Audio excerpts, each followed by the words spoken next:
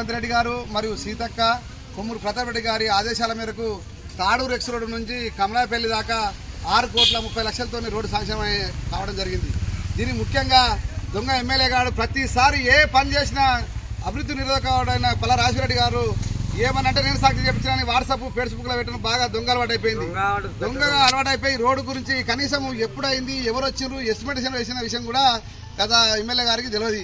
మరి ఏ రకంగా సాక్ష్యం చెప్పించిండో అదొకసారి ప్రజలకు రేపు బాటంగా చీరల కానీ జనంలో కానీ ప్రతిపక్షంగా మేము ప్రతిపక్ష నాయకునికి సవాల్గా ఇస్తున్నాము.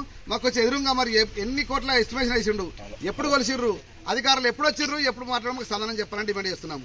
ప్రతి దానికి కడవరి బ్రిడ్జికి ఏమైనా నేను బిల్లు ఇప్పిస్తాను అయ్యా మరి అయ్యా ఇంట్లోకి ఇప్పిస్తాడా మరి అబద్ధం ఇప్పిస్తాడా మరి ఎక్కడ చెప్తాడో దయచేసి టీఆర్ఎస్ ప్రభుత్వం కాదు బిడ్డ, అది కాంగ్రెస్ ప్రభుత్వము.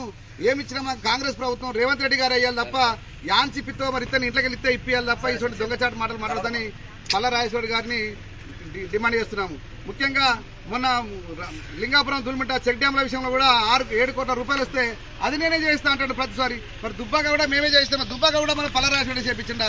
నీకు బాగా అలవాటు అయిపోతుంది. ఇంకొకసారి అభివృద్ధి నిరోధకంగా మేము ఏ పని చేసినా కళలో కట్టిపెట్టిన పని చేస్తున్నాం బిడ్డ. ఈ కాంచెలైనా మేము చేసిన దానికి నువ్వు ఏమైనా అడ్డు చెప్పి నేను చేస్తా అంటే మరొకసారి చేస్తే 4 వస్తాం పల్లా రాజేశ్వరి గుర్తుపెట్టుకుని. ప్రపంచంలో ఏ మూల ఏ క్షణం ఏం జరుగుతుందో వేగంగా తెలుసుకోవడానికి తొలి వెలుగు వాట్సాప్ ఛానల్ని ఫాలో చేయండి.